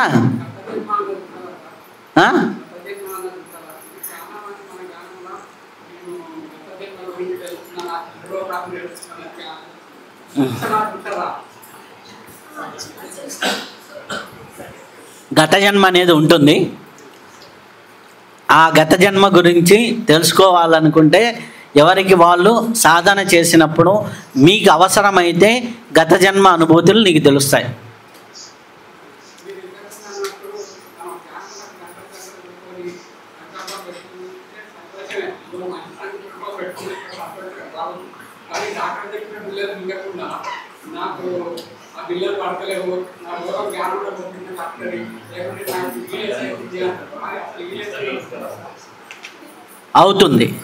అవుతుంది. ఇందనక నేను చెప్పాను కదా, 74 ఏళ్ళ ఆయనకి జరిగింది హీలింగే. ధ్యానం వల్ల హీలింగ్ జరుగుతుంది, ధ్యానం వల్ల నీ ఆరోగ్యం బాగుపడుతుంది, ధ్యానం వల్ల నీకు అన్ని మేలు జరుగుతాయి. కానీ నువ్వు ఆ స్థితిలో ధ్యానం చేయాలి. అదే సార్ నేను చెప్పింది ఇప్పుడు దాకా, అదే డౌట్ మీకు చెప్పిందే చెబుతున్నా.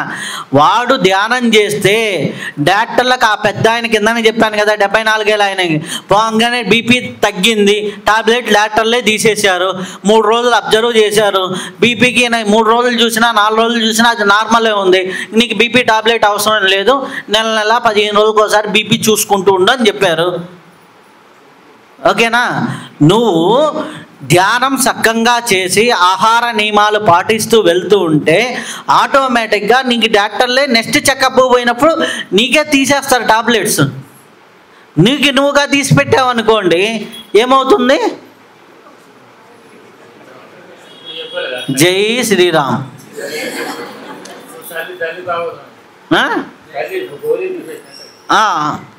వాడికి వాడు సాధన చేసుకుంటూ, వాడికి వాడు వాకింగ్ చేసుకుంటూ, వాడికి వాడు ఫిజికల్ ఎక్సర్సైజ్, మెంటల్గా స్ట్రెంగ్తన్గా ఉంటూ ఆహార నియమాలు పాటిస్తూ ఉంటే వాడికంటూ రోగం అనేది రాదు. మన ధ్యానం ఏం చేస్తుంది? సగం ప్రాబ్లమ్స్ ఒత్తిడి వల్ల వస్తాయి, సగం ప్రాబ్లమ్స్ మానసిక అశాంతి వల్ల వస్తాయి. ఈ మానసిక అశాంతిని, ఒత్తిడిని ఫస్ట్ 15 రోజుల్లో ధ్యానం తీసేస్తుంది. అప్పుడు ఒక 30 to 40% ఆటోమేటిక్గా ఆరోగ్యం అనేది వస్తుంది. ఆరోగ్యం అనేది వస్తుంది. ఆ తర్వాత ఆహార నియమాలు పాటిస్తూ నువ్వు కానీ బ్యాలెన్స్ చేసుకుంటే ఇంకొక 30-40% వస్తుంది. అది ఆహార నియమాలు నీకు తెలిసినా తెలియకపోయినా నువ్వు ధ్యానం అనేది నువ్వు రైట్గా రోజుకు 1 గంటన్నర 2 గంటలో చేస్తూ ఉంటే, నువ్వు సమస్థితిలో ఉంటే, ఆటోమేటిక్గా నీ మైండ్ సమస్థితిలో ఉంటే నీ బాడీని అదే నేచురోపతిక్గా హీల్ చేసుకుంటుంది.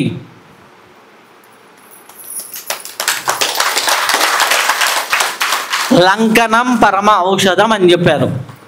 లంకనం అర్థమైందా? లంకనం పరమ ఔషధం అని చెప్తే నా దగ్గరికి మొన్న ఒక అతను వచ్చాడు. నేను నవరాత్రులు ఫాస్టింగ్ చేశానండి, 9 రోజులు ఏమీ తినకుండా ఉన్నాను, కానీ 9వ రోజు 10వ రోజు కూడా నాకు మోషన్ అయింది అని చెప్పాడు. ఓకే, 9వ రోజు కూడా 10వ రోజు, ఈ 9 రోజులు ఆయన తిన్నది లిక్విడ్ జ్యూసెస్ మాత్రమే తాగాడు. లిక్విడ్ జ్యూసెస్ తాగాడు. ఏది ఉదయం పూట కొద్దిగా బూడిద గుమ్మడికాయ జ్యూసు, అలాగే కొద్దిగా మధ్యాహ్నం పూట అయింది ఒక బొప్పాయి జ్యూసు, ఇట్లాంటివి తాగుతూ జ్యూసెస్తో 11 రోజులు ఉన్నాడు. అంటే ఆయనకి జరిగిన ప్రాసెస్ కరెక్ట్. ఎందుకు అంటే ప్రతి శరీరంలో మలము అనేది, మీరు 80 కిలోలు ఉందనుకోండి వెయిట్, 8 కిలోలు మోషన్ మీ కడుపులో స్టాక్ ఉంటుంది. ఆ ఎక్సెస్ ఉన్నదే ఉదయం బయటకు వచ్చేది. ఓకే, అప్పటికి ఇంకా ఎక్సెస్ అయిందనుకోండి, పేగులు ఏం చేస్తాయి, శరీరంలో వివిధ భాగాలకు ఇస్తాయి. ఆ భాగాలకు వచ్చి ఇచ్చినప్పుడు ఆ ఎక్సెస్ ఉన్నదే స్కిన్ కింద ఫామ్ అయ్యి ఆ చెమట స్మెల్ వస్తుందంటారు చూడండి. ఈ మోషన్ వెళ్ళకుండా స్కిన్ కింద ఫామ్ అయితే వాడికి అక్కడి నుంచి చెమట వస్తే ఆ చెమట ద్వారా స్మెల్ వస్తుంది. అర్థమైందా? ఈ మోషన్లో గట్టి హెల్త్లో మొత్తంలో ఏమవుతుంది, బ్యాక్టీరియా ఫామ్ అవుతుంది. బ్యాక్టీరియా ఫామ్ అవుతూ ఉంటే ఏమవుతుంది, రోగాలు ఆటోమేటిక్.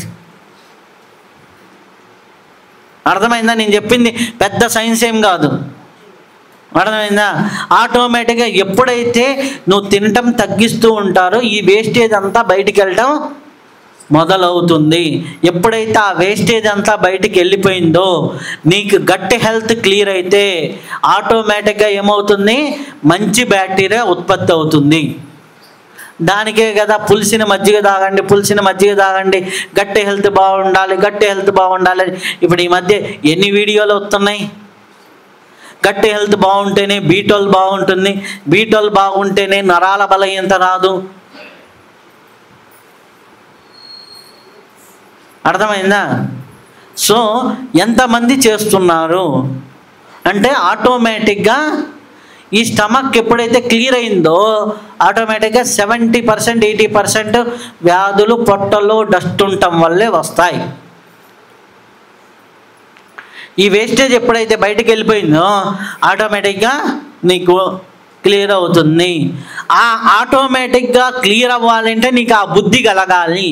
ఆ బుద్ధి ఆ విచక్షణ రావాలంటే ధ్యానం చేయాలి. నువ్వు ఆహారం సక్కంగా తీసుకోవాలన్నా నాకు ఆ బుద్ధి కలగలేదు అంటాడు. ఓకే, ఆ బుద్ధి కలగాలన్నా నువ్వేం చేయాలి, మళ్ళీ ధ్యానంలో నువ్వు ఒక మెట్టు ఎక్కి చూడాలి. ఓకే, ఆ మెట్టు ఎక్కగలిగితేనే నీ జీవితం బాగుంటుంది. కాబట్టి మీరు ఆ మెట్టు ఎక్కాలి అనుకుంటే చాలా అద్భుతంగా ముందుకి వెళ్ళవచ్చు. కాబట్టి మనకి శారీరక ఆరోగ్యము, శరీరాన్ని కాపాడుకోవడం అవసరం, అలాగే ధ్యానం చేయటం అవసరం. ధ్యానంతో పాటు సజ్జన సాంగత్యం స్వాధ్యాయం చేసినప్పుడే మనకేమవుతుంది,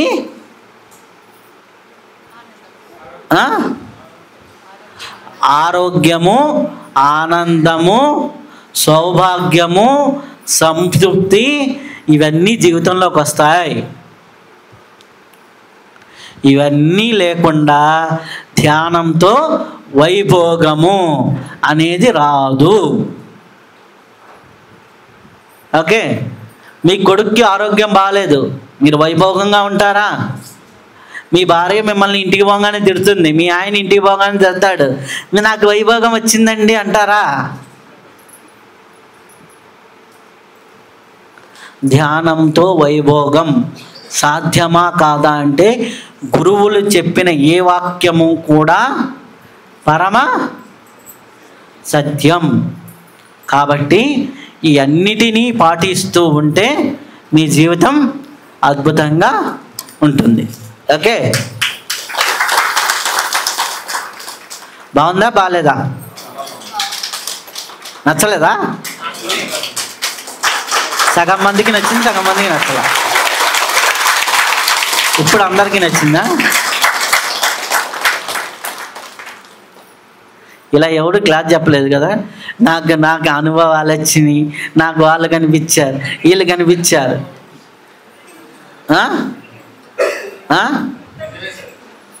కొత్తగా ఉందా? నేను కొత్త ఉండే కదా మేడం, కొత్తగా ఉంటుంది.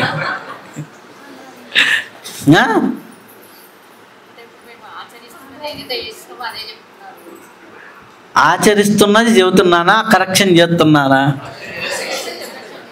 కరెక్షన్. ఓకే, ఇప్పుడు ఆలోచన రహిత స్థితికి ఎలా వెళ్ళాలి అనేది ప్రాక్టికల్గా చేద్దాం. ఓకే, ఎంతమంది రెడీ? మధ్యాహ్నం చేద్దాం కదా, 4 గంటలకు చేద్దాంలే. ఓకే, ఇప్పుడు చేద్దామా? ఓకే, ఇది చేశారనుకోండి మీరు చాలా తక్కువ తింటారు. పర్వాలేదా? ఆటోమేటిక్గా చేంజ్ అనేది వస్తుంది. ఎలా వస్తుంది అనేది, మీ తిండి ఎట్లా మారుతుంది అనేది ఇప్పుడే ప్రూవ్ చేద్దాం.